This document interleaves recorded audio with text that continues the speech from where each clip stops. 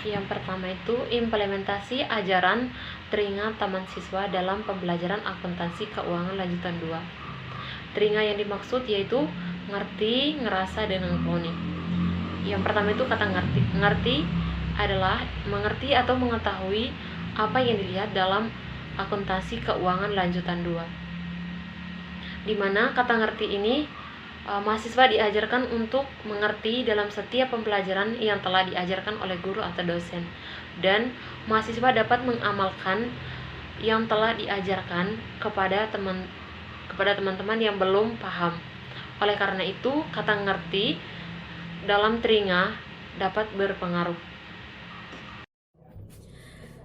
Ajaran yang selanjutnya yaitu ngarsa atau merasakan. Berarti mahasiswa mengerti setelah belajar mengetahui segala sesuatu dari guru. Dengan demikian mahasiswa sungguh mengerti apa yang dilakukan dan sadar apa yang dilakukan. Dalam pembelajaran akuntansi keuangan lanjutan 2, mahasiswa mendapat materi dari guru, kemudian mahasiswa dapat memahami apa yang telah diajarkan, lalu ilmu tersebut dari guru diajarkan ke teman yang belum paham atau ke teman yang lain. Oke, ajaran taman siswaan yang ketiga itu ngelakoni. Nah, di sini ngelakoni sendiri itu artinya pada dasarnya itu berbuat atau bertindak secara nyata, tidak hanya belajar lewat kata-katanya, tetapi kita juga bertindak secara apa yang sudah kita pahami. Nah, jika kita kaitkan dalam pembelajaran akuntansi keuangan lanjutan 2 dalam AKL 2, nah di sini jika kita kaitkan arti kita mahasiswan dalam ajarannya itu ngelakoni dengan AKL 2 di sini, pastinya dalam AKL 2 kita sudah belajar banyak, kita sudah mengerti terkait teori-teori bagaimana cara perhitungan pembuatan laporan keuangannya atau perhitungan dalam laporan laba rugi atau JLK dan lain-lain. Nah, di sini setelah kita pahami materinya, di sini kita bisa mengimplementasikan, melakukan dalam tindakan nyata kita. Mungkin kita bisa lakukan itu dalam kegiatan kita untuk mungkin setelah kuliah, saat dalam kegiatan pekerjaan. Nah, itu juga salah satu bentuk pengimplementasian atau melakukan tindakan secara nyata gitu, secara ngakoni secara nyata, tidak hanya kita sudah mempelajari, tidak hanya sudah mempelajari teori saja, tetapi kita juga bertindak nyata sesuai teori apa yang telah kita pelajari dari mata kuliah akuntansi keuangan lanjutan 2. Nah, itu setidaknya sebagian besar ajaran taman siswa dalam akuntansi keuangan lanjutan 2. Salam dan bahagia. Kami dari kelompok 8 akan mempresentasikan materi tentang kepemilikan tidak langsung dan mutual holding. Sebelumnya, perkenalkan anggota kelompok kami, saya sendiri, Angelina Mary Cilita dengan NIM 2019-017085. Dan kedua teman saya, yaitu Isbeth Sentana, NIM 2019-017105, dan Syafandi Simeon Penny, NIM 2019-017115. Yang selanjutnya itu struktur afiliasi kepemilikan langsung. Yang pertama itu ada perusahaan anak tunggal. Perusahaan induk 80% ke perusahaan anak A. Terus yang kedua itu beberapa perusahaan anak, perusahaan induk ke perusahaan anak A 80%, perusahaan induk ke perusahaan anak B 70%, dan perusahaan induk ke perusahaan anak C 90%. Untuk kepemilikan tidak langsung, yang pertama itu ayah, anak, cucu. Perusahaan induk ke perusahaan anak A 80%, perusahaan anak A ke perusahaan anak B 70%. Yang ke B-nya itu afiliasi terkait. Perusahaan induk ke perusahaan anak A 80%, perusahaan induk ke perusahaan anak B 20%, perusahaan anak A ke perusahaan anak B 40%. Yang selanjutnya itu mutual holding. Yang pertama itu perusahaan yang dimiliki secara mutual. 80% dari perusahaan anak ke perusahaan induk. Perusahaan induk ke perusahaan anak itu 10%. Yang kedua itu afiliasi terkait yang dimiliki secara mutual. Perusahaan induk ke perusahaan anak A 80%, dan perusahaan induk ke perusahaan anak B 20%. Terus perusahaan anak A ke perusahaan anak B 40%, dan perusahaan anak B ke perusahaan anak A 20%. Yang selanjutnya itu kepemilikan tidak langsung struktur ayah, anak, cucu. Masalah utama yang dihadapi dalam kaitannya dengan situasi pengendalian tidak langsung meliputi penentuan pendapatan dan ekuitas perusahaan afiliasi disesuaikan dengan dasar ekuitas. Prosedur konsolidasi tetap sama, baik untuk kepemilikan langsung maupun tidak langsung. Akan tetapi, mekanisme yang terlibat dalam proses konsolidasi mungkin akan lebih rumit karena diperlukan rincian tambahan untuk mengkonsolidasi operasi berbagai entitas. Diasumsikan bahwa Po Corporation memperoleh 80% saham SAO Corporation pada tanggal 1 Januari 2007 dan SAO memperoleh 70% saham Truk Corporation pada tanggal 1 Januari 2007. Baik investasi Po dalam SAO maupun investasi SAO dalam Truk dilakukan pada nilai buku. Neraca saldo untuk ketiga perusahaan itu per 1 Januari 2007 sesaat setelah SAO memperoleh 70% kepemilikan dalam Truk adalah sebagai berikut. Baik, yang selanjutnya itu aktiva lainnya. Dalam Po $400, dalam SAO $195 dan Truk $190. Kewajiban dalam SAO 80%, yaitu dalam Po 200, dalam SAO dan Truknya tidak ada. Investasi dalam Truknya 70%, dalam Po tidak ada, dalam SAO 105 dan dalam Truknya juga tidak ada. Jadi jumlahnya itu $600 di Po dan $300 di SAO dan di Truknya $190. Kewajibannya itu $100 di Po, SAO-nya $50, di Truknya $40. Modal saham 400 di Po, SAO-nya 200 dan Truknya 100. Laba ditahan 100 di Po, SAO-nya 50 dan Truknya 50.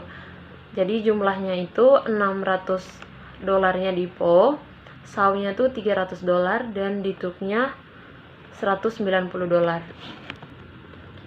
Laba terpisah yaitu laba di luar laba investasi dan dividen dari ketiga perusahaan untuk tahun 2007 adalah sebagai berikut. Laba terpisah $100 di Po, SAO-nya $50 dan Truknya $40. Untuk dividennya, Po-nya 60, SAO-nya 30 dan Truknya 20. Untuk selanjutnya itu metode akuntansi ekuitas untuk afiliasi ayah, anak, dan cucu.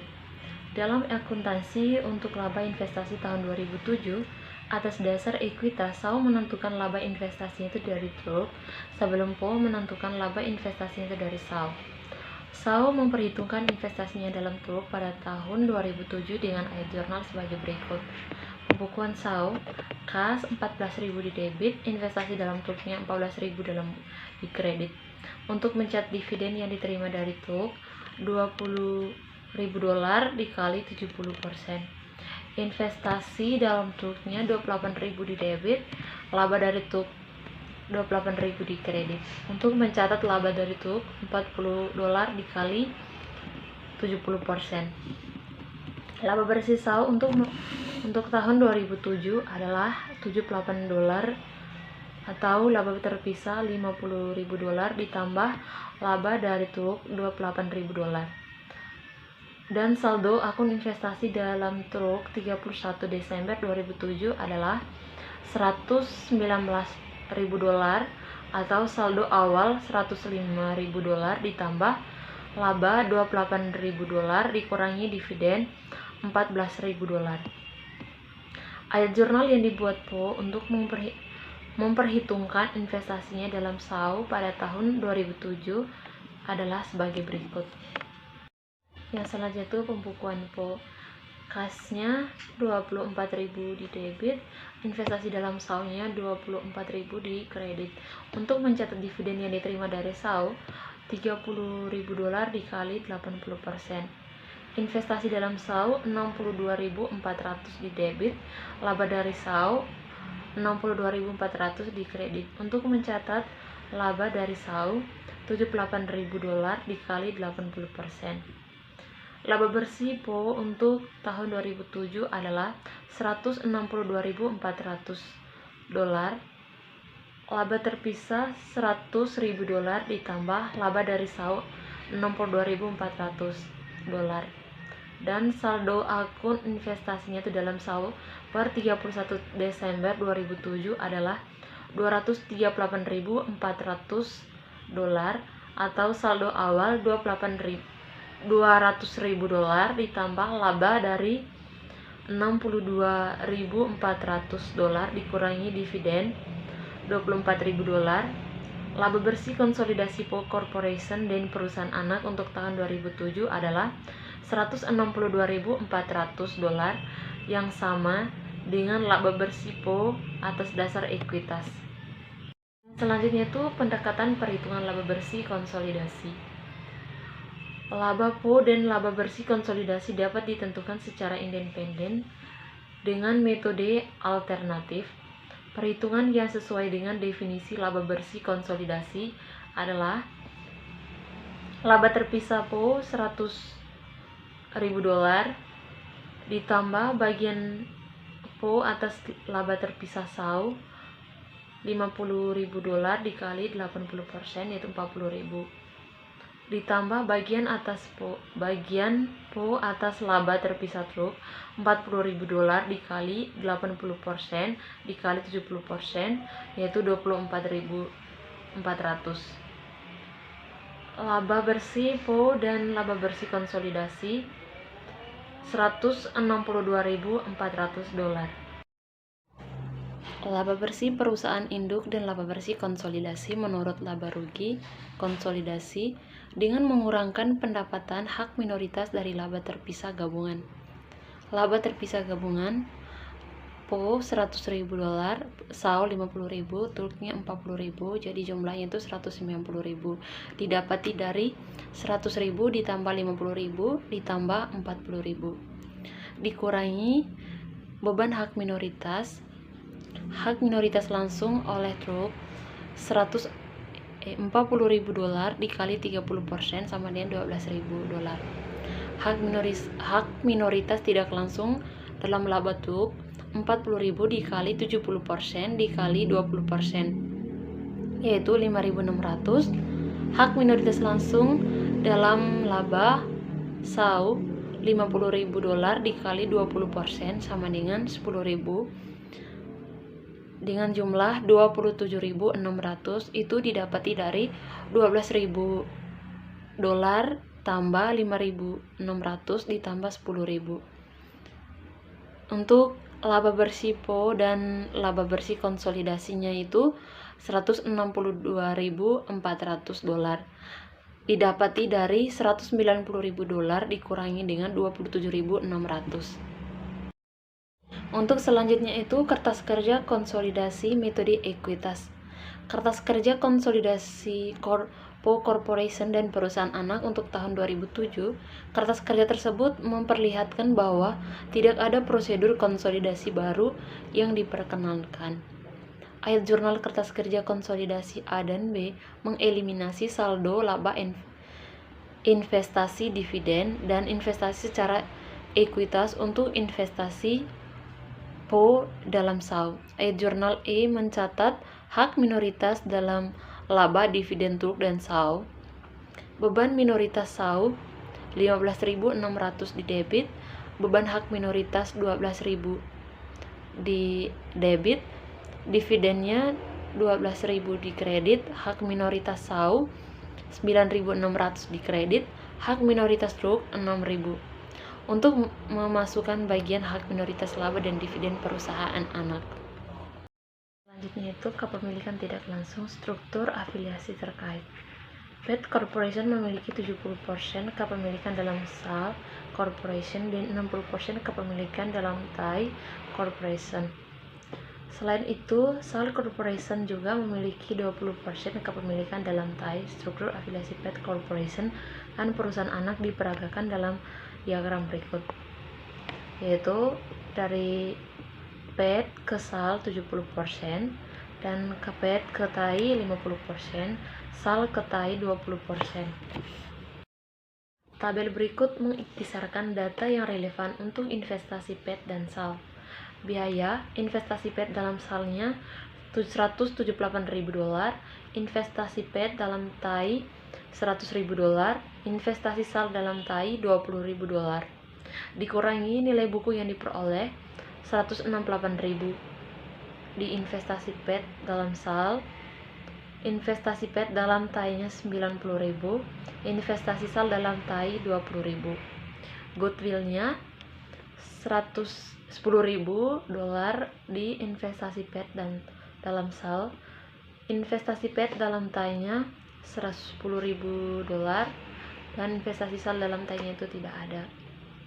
Saldo investasi 31 Desember 2007, biaya $178.000 di investasi PET dalam SAL, $100.000 di investasi PET dalam TAI, investasi SAL dalam TAI $20.000, ditambah bagian investasi atas laba sebelum tahun 2007 dikurangi dividen, investasi PET dalam SAL-nya $7.000, investasi PET dalam TAI-nya $18.000, investasi SAL dalam TAI $16.000. Saldo 31 Desember 2007-nya, investasi PET dalam SAL $185.000, investasi PET dalam TAI $118.000 dan investasi SAL dalam TAI $36.000. Yang selanjutnya itu kertas kerja konsolidasi metode ekuitas. Berikut contohnya kertas kerja konsolidasi PET Corporation dan anak perusahaan untuk tahun yang berakhir 31 Desember 2008. Ayat jurnal penyusunan dan eliminasi. Yang pertama yaitu penjualan di debit 15.000 dan harga pokok penjualan di kredit 15.000. Yang kedua, harga pokok penjualan di debit 5.000, persediaan di kredit 5.000. Yang ketiga, keuntungan atas tanah di debit 10.000, aktiva tetap di kredit 10.000. Yang keempat, laba dari TY 16.000 di debit, dividen di kredit 8.000, investasi dalam TY 60% di kredit 6.000, investasi dalam TY 20% di kredit 2.000. Yang kelima, laba ditahan TY 1 Januari 2008 di debit 80.000, goodwill di debit sebesar 10.000, modal saham di debit 100.000. Yang selanjutnya yaitu investasi dalam TY 60% di kredit 118.000, investasi dalam TY 20% di kredit 36.000, hak minoritas TY di kredit sebesar 36.000. Yang keenam, laba dari TY di debit 18.000, dividen di debit 8.000, investasi dalam TY 60% di kredit 6.000, investasi dalam TY di kredit 20% di kredit 2.000. Yang ketujuh, laba ditahan TY 1 Januari 2008 di debit 80.000, goodwill di debit 10.000, modal saham di debit 100.000, investasi dalam TY 60% di kredit 118.000, investasi dalam TY 20% di kredit 36.000 dan hak minoritas TY di kredit 36.000. Laba ditahan SAL 1 Januari 2008 di debit 50.000, goodwill 10.000, modal saham 200.000, investasi dalam SAL di kredit 185.000, hak minoritas SAL di kredit 75.000. Beban hak minoritas 10.200 di debit, dividen 6.000 di kredit dan hak minoritas 4.200 di kredit. Yang selanjutnya yaitu pengecekan atas jumlah hak minoritas per 31 Desember 2008 sebesar 117.200. Hak minoritas dapat dikonfirmasi sebagai berikut. Mutual Holding saham perusahaan induk dimiliki perusahaan anak. Saham perusahaan induk yang dimiliki oleh perusahaan anak tidak beredar jika dilihat dari sudut pandang konsolidasi dan tidak dilaporkan sebagai saham yang beredar dalam neraca konsolidasi. Ada dua metode akuntansi yang diterima umum untuk perusahaan induk dan sahamnya dimiliki oleh perusahaan anak, yaitu pendekatan saham treasury dan pendekatan konsolidasi. Pendekatan saham treasury. Pendekatan ini mempertimbangkan saham perusahaan induk yang dimiliki oleh perusahaan anak sebagai saham treasury entitas konsolidasi. Contohnya yaitu Page Corporation memperoleh 90% kepemilikan dalam SAL Corporation seharga $270 pada tanggal 1 Januari 2006. Ketika modal saham SAL adalah $200, dan laba ditahan sebesar $100. Selain itu, Salt Corporation juga memiliki 10% dari kepemilikan dalam Pace Corporation pada tanggal 5 Januari 2006 seharga $70.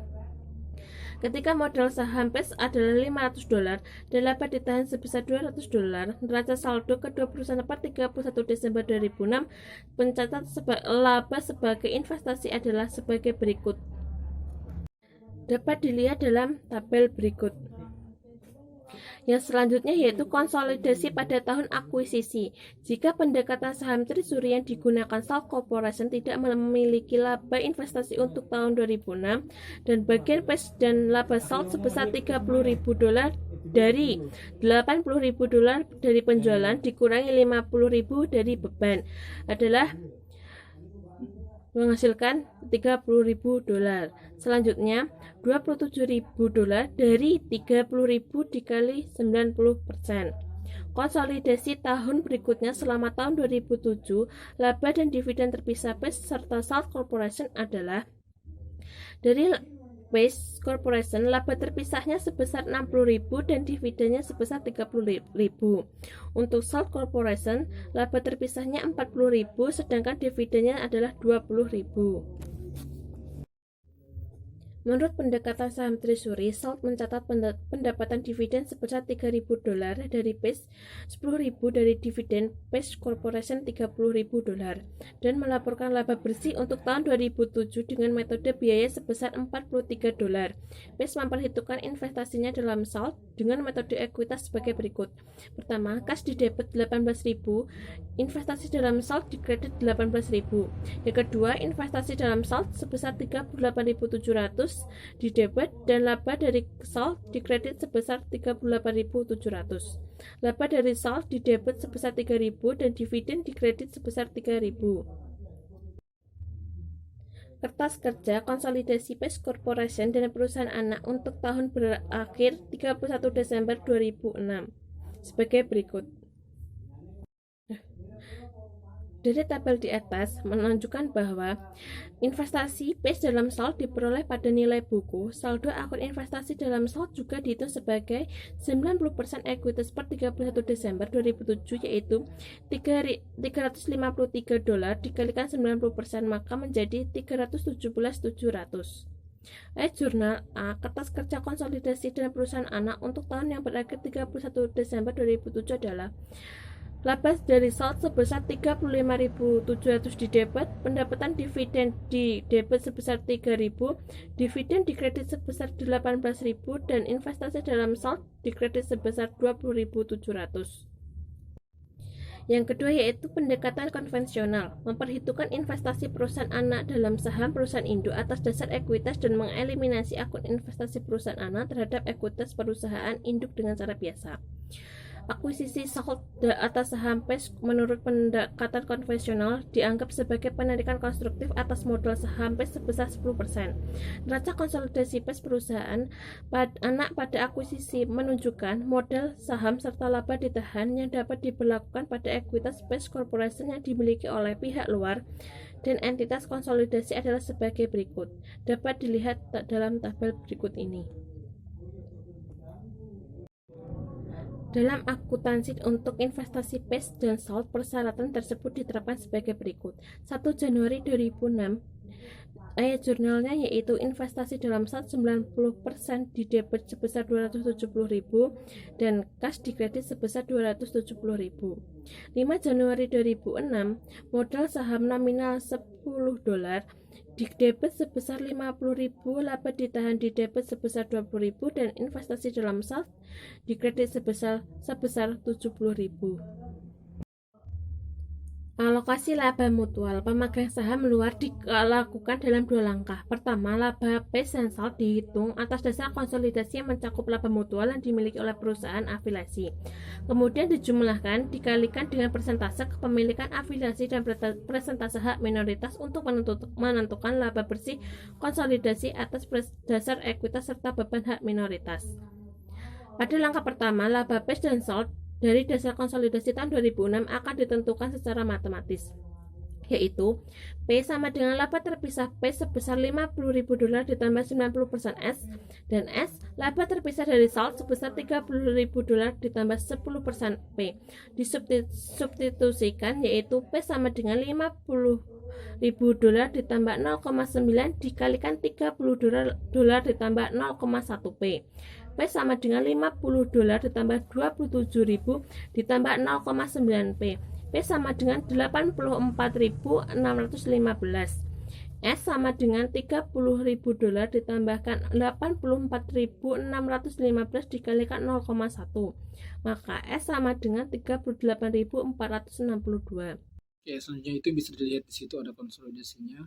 Di sini ada ekuitas untuk kertas kerja konsolidasi It's Corporation untuk anak pada tahun 2006. Menurut prosedur konvensional ini dapat dilihat dari pada paragraf 9 sampai 7. Nah, itu berikut ada model kertas kerjanya yang bisa teman-teman perhatikan. Selanjutnya untuk konsolidasi pada tahun berikutnya, di sini laba dan dividen terpisah pajak serta SALT untuk tahun 2007 itu adalah sebagai berikut. Nah, di sini laba terpisah untuk pajak sendiri sebesar $60.000 untuk SALT $40.000. Sedangkan dividennya di sini pajak $30.000 untuk SALT-nya sendiri $20.000. Oke, dalam penerapan metode konvensional di sini memerlukan perhitungan matematis untuk pajak dan SALT pada tahun 2017. Nah, di sini berikut ada beberapa perhitungan yang dijelaskan, di mana pada persamaan dasarnya di situ juga di atas ada keterangannya. Pada dasarnya di sini substitusinya itu jika memakai persamaan dasar yang di atas dari P sama dengan S di sini menunjukkan P sama dengan $60.000 ditambah 0,9 dikali hasil dari $40.000 ditambah 0,1 P. Nah, sehingga diperoleh 0,91 P sama dengan $96.000. Nah, untuk P sendiri di sini dapat hasilnya itu sebesar $105.495.000. Nah, untuk S-nya sendiri di situ $40.000 ditambah 0,1 dikali hasil dari dikali $105.495 sehingga di situ total yang didapatkan untuk keterangan S-nya di situ menunjukkan $50.549. Nah, setelah dicari di situ, di sini yang dihitung tersebut itu masih mencakup dalam laba mutual yang kemudian itu harus dieliminasi. Nah, jumlah yang digunakan dalam menentukan laba bersih konsolidasi di sini dan juga bebas hak minoritas itu adalah untuk penjelasan pada slide selanjutnya. Oke, di sini perhitungannya. Nah, untuk laba bersih page sendiri di sini dan juga merupakan laba bersih konsolidasi. Di sini untuk perhitungannya itu $105.495 dikali 90% yang merupakan kepemilikan luar. Nah, sehingga di situ diperoleh 94.945. Untuk beban hak prioritasnya sini perhitungannya itu sama sesuai yang di atas itu diperoleh 5.000, 55.000. Untuk total laba terpisah pajak dan SALT sendiri di sini menentukan $100.000. Nah, jika SALT memperhitungkan investasinya dalam PACE menurut metode biaya, SALT akan mencatat pendapatan dividen dari pajak untuk tahun 2017 sebesar $3.000, yang dimana 10%-nya itu dari dividen PACE. Atau SALT bisa juga mencatat laba dari pajak sebesar 10%, di mana di sini menggambarkan hal dari $495.000 dikali 10%. Nah, di sini jika menggunakan metode ekuitas, maka caranya itu sebagai berikut. Di sini pajak menghitungkan investasinya dalam SALT atau dasar ekuitas itu adalah sebagai berikut. Nah, di sini kas di debit sebesar 18.000, investasi dalam SALT di kredit sebesar 18.000. Nah, untuk mencatat 90% dividen SALT sebesar $20.000 pada tahun 2007, di sini untuk pencatatnya sendiri investasi dalam SALT sebesar 34.945.000 debit, dan untuk laba dari SALT sendiri di kredit sebesar 34.945. Nah, untuk mencatat investasi yang dihitung sebagai berikut. Di sini laba bersih pajak sebesar 94.945 itu dikurangi laba terpisahnya PACE itu sebesar $60.000, sehingga hasilnya itu $34.945. Untuk cara perhitungan yang lainnya itu bisa dilihat untuk perhitungannya untuk slide selanjutnya. Di situ bisa dilihat untuk di situ ada beberapa keterangan mengenai investasi dalam yang ditambah sama dikurang bisa diperhatikan. Di situ yang akan langsung membahas tentang untuk konversi menjadi manajemen ekuitas pada pembukaan perusahaan terpisahnya. Di sini laba terpisah sendiri menunjukkan pada pajak 50.000 US dollar, SALT 32 US dollar, total 80.000 US dollar. Nah, untuk laba terpisah tahun 2007-nya itu pajak itu ditambah 60.000 US dollar, SALT ditambah 40.000 US dollar, totalnya 100.000. Untuk pajak sendiri di sini pengurangannya itu minus 30.000, untuk saltnya sendiri dikurangi 20.000, totalnya itu pengurangannya itu sebesar 50.000. Nah, untuk ditambah ini di sini pajaknya itu menunjukkan 18.000, untuk saltnya sendiri 3.000, dan untuk totalnya penambahan itu sebesar 21.000. Untuk kenaikan aktiva bersihnya di sini untuk pajaknya itu totalnya 98.000, untuk saltnya 53.000 US dollar, untuk totalnya sendiri 151.000 US dollar. Oke, setelah menentukan kenaikan aktiva bersih terpisah, di sini ada untuk persamaan dalam simultan yang digunakan itu sebelumnya untuk menentukan alokasi laba akan dipakai lagi untuk mengalokasikan aktiva bersih terpisah ke laba dalam konsolidasi ke hak minoritas. Nah, untuk perhitungannya sendiri di sini persamaan dasarnya sendiri di sini P menunjukkan 98.000 ditambah 0,9 S, untuk S-nya sini menunjukkan 53.000 US dollar tambah 0,1 P. Nah, di situ juga ada keterangan di atas P-nya itu apa, S-nya itu apa, bisa diperhatikan. Untuk substansinya sendiri di sini P-nya itu 98.000 itu ditambah 0,9 dikali hasil dari 53.000 US dollar ditambah 0,1 P. Nah, untuk hasilnya sendiri 8.000 US dollar di sini menunjukkan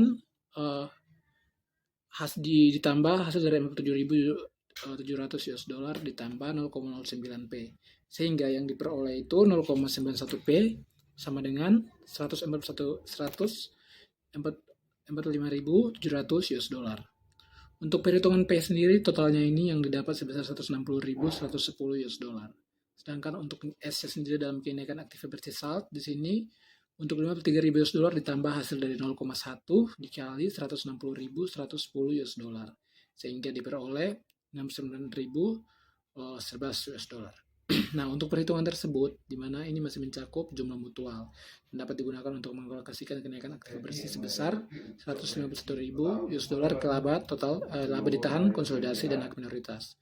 Nah, untuk laba itu untuk laba dan hak minoritas itu adalah sebagai berikut. Di sini kenaikan laba pajak sebesar 160.110 US dollar dikali 90%, sehingga total hasilnya itu 144.099 US dollar. Untuk kenaikan laba untuk di hak minoritasnya di sini 6.901, di mana didapat dari 69.000.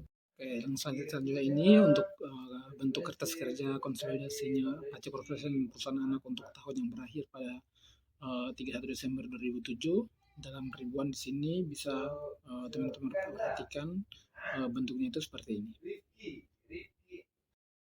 Selanjutnya itu kita masuk dalam saham perusahaan anak yang dimiliki secara mutual. Oke, di sini ada beberapa penjelasannya itu. Saham perusahaan induk yang dimiliki dalam struktur valuasi ini bukan merupakan saham yang beredar dan tidak boleh dilaporkan sebagai saham yang beredar baik pada LK perusahaan induk menurut metode akuntansi ekuitas maupun pada LK konsolidasi.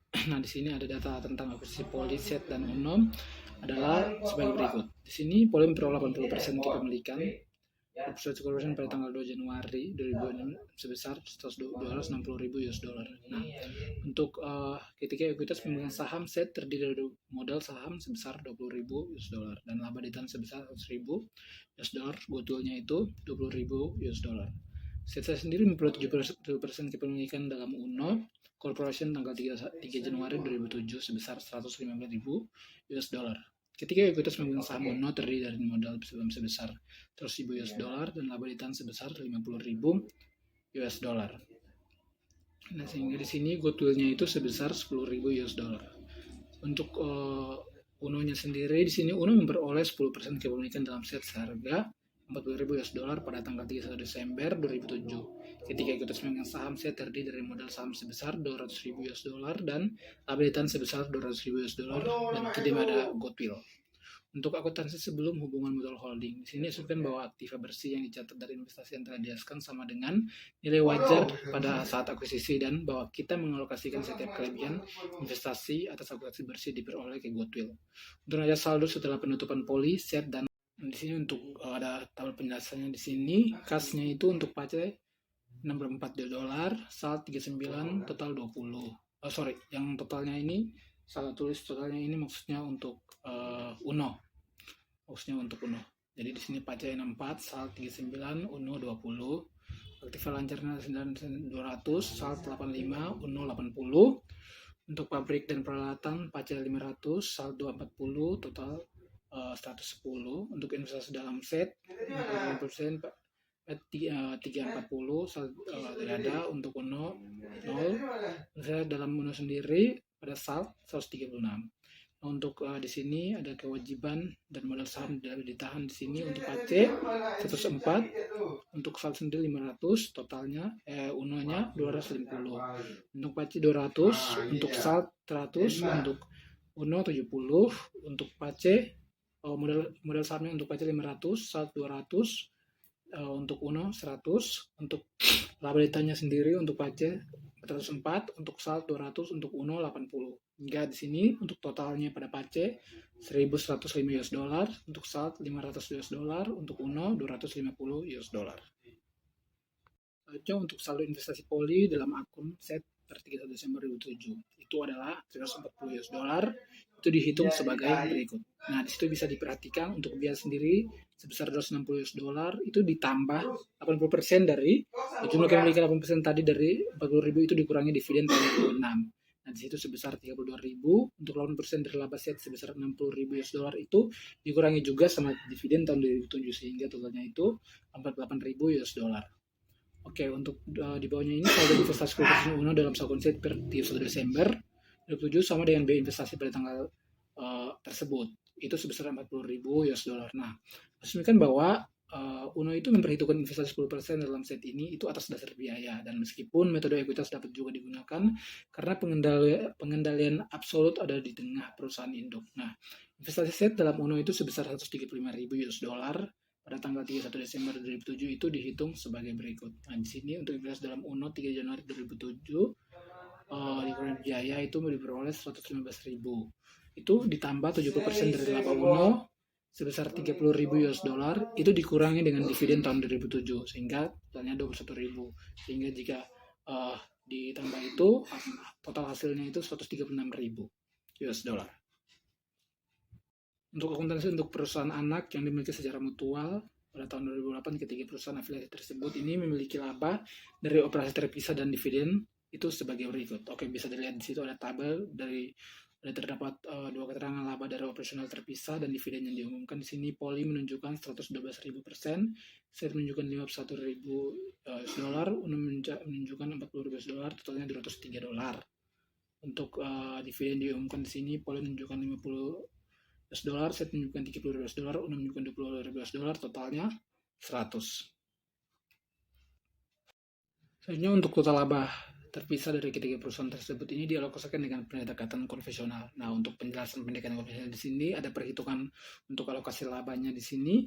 Di sini P menunjukkan laba terpisah Poli ditambah 0,85. S sama dengan laba terpisah Set tambah 0,70. U sama dengan laba terpisah Uno ditambah 0,15. P di sini sama dengan $112.000 ditambah 0,85. S di sini sama dengan $51.000 ditambah 0,7 U. U sama dengan $40.000 ditambah 0,15. Nah, perhitungan untuk S ini dibulatkan hingga $1 terdekat. Untuk S-nya sama dengan $51.000 ditambah 0,7, 40.000 ditambah 0,1 S sama dengan $79.000 ditambah 0,07 S, sehingga hasilnya ini 0,935 sama dengan $79.000.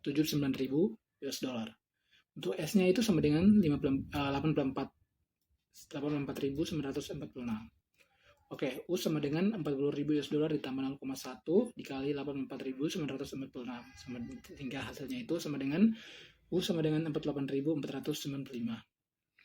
Selanjutnya untuk perhitungan saldo akun investasi di sini, saldo akun investasi pada neraca per 31 Desember 2008 itu adalah sebagai berikut. Nah, di sini ada perhitungan ikhtisar saldonya di sini. Untuk saldo investasi 31 Desember 2007 itu ditambah laba investasi, sehingga di sini Poli untuk metode ekuitasnya $340.000, untuk setnya itu $136.000, UNO-nya sendiri menunjukkan $40.000. Untuk poli di sini menunjukkan $69.957, itu didapat dari 84.946 dikali 0,8.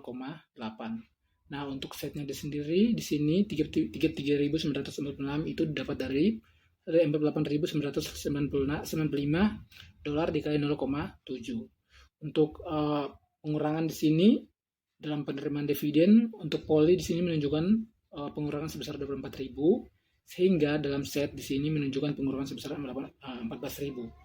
Jadi jika ditotalkan maka didapatkan saldo investasi per 31 Desember 2008 itu boleh menunjukkan saldo investasinya $383.957. Untuk setnya menunjukkan saldo itu $155.956.